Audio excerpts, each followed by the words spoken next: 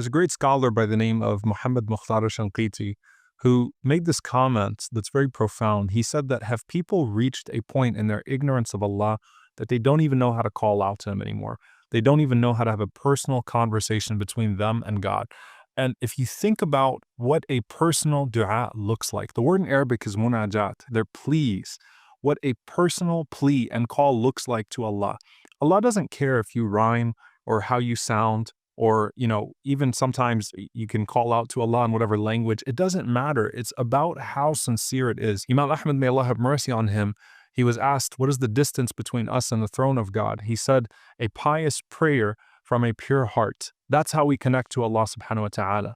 And though we look at the prophetic prescriptions of prayer, and the best prayers, the best supplications are the ones taught to us by the Quran, by divine revelation, and by the Prophet, peace be upon him, the Prophet ﷺ largely encouraged the people around him to learn to call upon Allah in a personal way, in a very personal way. I wanted to continue, inshaAllah ta'ala, in a tawassul ilallah dua, how to get closer to Allah subhanahu wa ta'ala in our du'as. By the end of the month, really, we'll have some of the adab, some of the mannerisms in the dua. And the one that I'm going to talk about tonight is one of the most potent ways to have your dua increased in quality and beauty, but it's also one of the most dangerous concepts if not applied appropriately.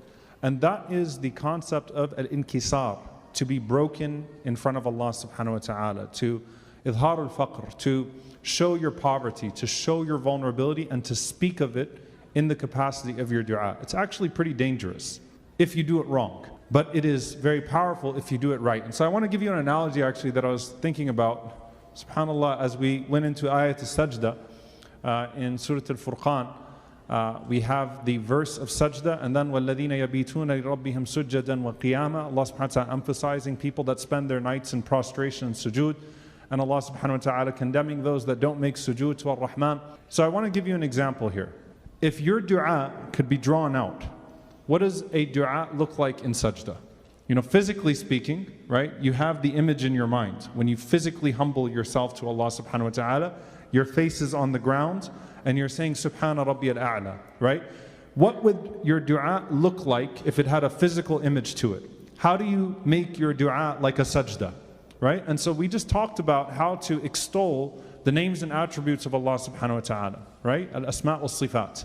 And so you're glorifying Allah subhanahu wa ta'ala, and you want to humble yourself. You want to lower yourself to Allah subhanahu wa ta'ala. And we find this in many places in the Quran in very beautiful ways. Rabbi inni lima anzalta ilayya min khayrin faqir. What Musa alayhi salam says in Madian when he's completely desperate. Oh Allah, I am in need of whatever good you are going to send to me. I am completely in need of that. Right? So extolling Allah subhanahu wa ta'ala's greatness. Zakaria alayhi salam. Zakaria alayhi salam and Ayyub alayhi salam. Inni wahana al-'azmu minni washta'ala al-ra'su shayba. Ya Allah, my bones have withered on the inside. My hair has burst with gray. Meaning I am weak on the outside, I am weak on the inside. The age shows to everyone, and what I feel on the inside, right? So weak on the inside, weak on the outside.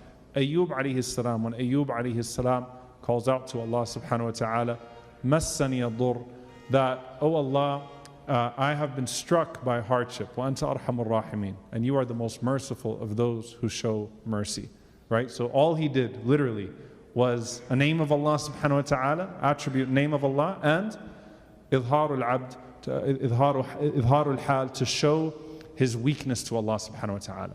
There's so many things that we have to take into consideration when doing this right though. Number one, make sure that you mention the blessings of Allah upon you before you mention the hardship that you are in. Okay? If you're going to mention the hardship that you are in to Allah subhanahu wa ta'ala, make sure you first mention the blessings that you have in your dua. Don't go straight to the hardship. Instead, start with the blessings, the things that you're grateful for. Because that's part of the hamd, that's part of the thana part, right? That's part of the thana part. Praising Allah subhanahu wa ta'ala. So praise and thank Allah subhanahu wa ta'ala for the blessings that you do have. And then you go into the part where you talk about your weakness. Number two, the scholars say don't attribute the hardship to Allah. Al-khayru kulluhu biyadayk. right? All good is in the hands of Allah subhanahu wa ta'ala. وَالشَّرُّ لَيْسَ إِلَيْكَ. And we don't attribute hardship and evil to you. So don't say, oh Allah, you did this to me. Or don't even insinuate that you put me in this bad situation. Attribute the good to Allah. Don't attribute the hardship to Allah subhanahu wa ta'ala, because that would be bad mannerisms in dua. The ulama also mention, when it comes to the blessings of Allah subhanahu wa ta'ala, أَمَّا بِنِعْمَةِ رَبِّكَ فَحَدِّثْ. Speak of the blessings of Allah. Someone asks you how you're doing, you say, Alhamdulillah.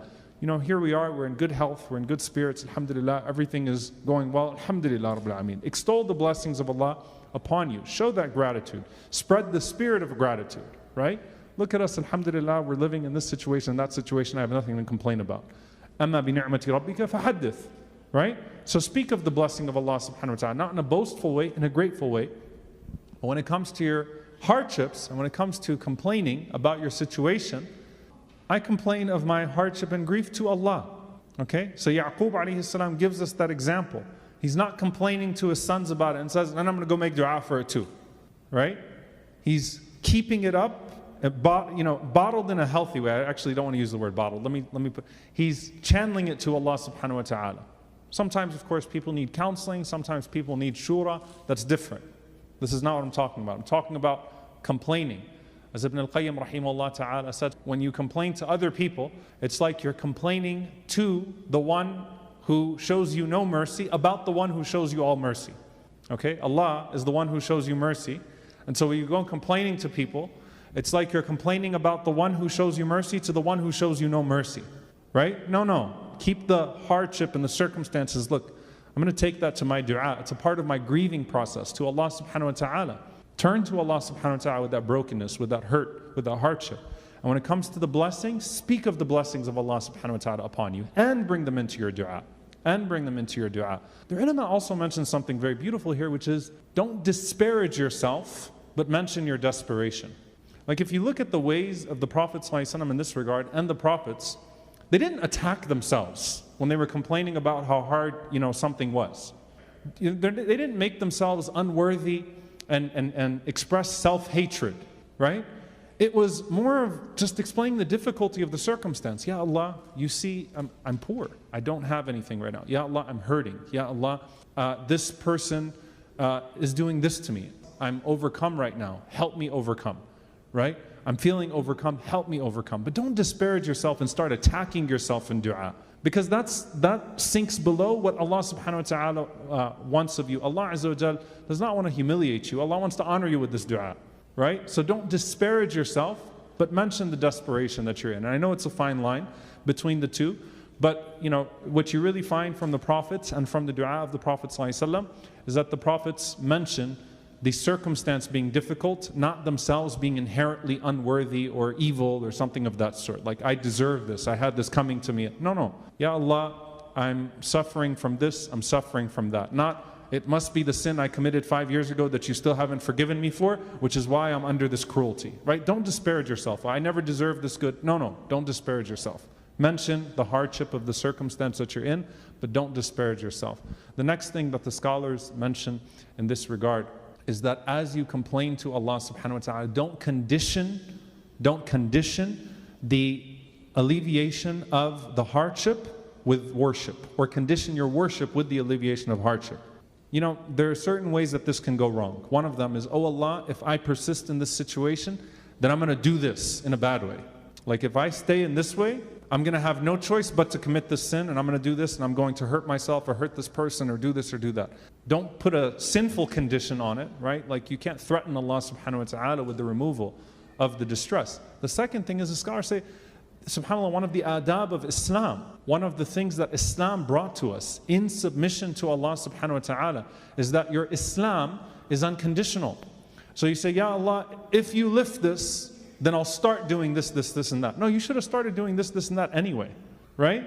So don't sit there and put conditions on, I'll start praying regularly. I'll start doing this. I'll start wearing this. I'll start fulfilling this obligation. I'll leave off this sin. You should be doing that regardless, right? Because what you're insinuating in that situation is that Allah has not given you enough already for you to fulfill an obligation or to quit a sin. So don't attach these conditions to it. Allah does not need them. They don't make your dua more potent, nor do they make you more praiseworthy in the sight of Allah subhanahu wa ta'ala. The last thing, dear brothers and sisters, that the scholars mention is connecting the need to a name and attribute. Remember, we're talking about completing a dua, right? So you're beginning by praising Allah subhanahu wa ta'ala. And then you're mentioning the asma and sifat of Allah subhanahu wa ta'ala, the names and attributes of Allah. And you're calling upon Allah subhanahu wa ta'ala with those names and attributes, and then you can mention the specific need connected to the name and attribute for the dua. So you actually are taking the time to make that connection all the way through. So if you are sinful, I committed the sin, I'm in this situation, I need you, Ya Allah, Ya Ghaffar, ighfirli. If you are asking Allah subhanahu wa ta'ala for sustenance, right? You mention your poverty, you mention your difficult circumstance. Ya Razzaq, rzuqni. Oh, you who sustains, sustain me, right? And mention what Allah Azza wa Jal has already sustained you with. Mention the things that you can praise of Allah subhanahu wa ta'ala, of the blessings. Make that part of your thana. May Allah subhanahu wa ta'ala make us amongst those who always turn back to Him with our hardships and thank Him for our blessings and get closer to Him in hardship and in ease. And may He make the best of our deeds, the last of them. May He allow our du'as to be accepted in Ramadan and beyond, and may He allow us to observe Laylatul Qadr. Allahumma ameen. رَبِّ اغْفِرْ لِي وَتُبْ عَلَيَّ إِنَّكَ أَنْتَ التَّوَّابُ الرَّحِيمُ, or one of the various iterations of seeking forgiveness from Allah. So, my Lord, forgive me and have mercy on me, accept my repentance. Subhanallah wa bihamdihi, subhanallah al-azim. Tasbih, the glorification of Allah. La ilaha illallah. وحده لا شريك له له الملك وله الحمد وهو على كل شيء قدير. Praising the oneness of Allah, declaring the oneness of Allah subhanahu wa ta'ala, who has no partner, who has dominion over all things. He has no partner, He has no equal. He is the only one worth seeking and the only one who bestows reward. Allahumma innaka afuwan tuhibbul afwa fa'fu anni. Oh Allah, you are the forgiver. You love to forgive, so forgive me. Allahumma innaka afuwan tuhibbul afwa fa'fu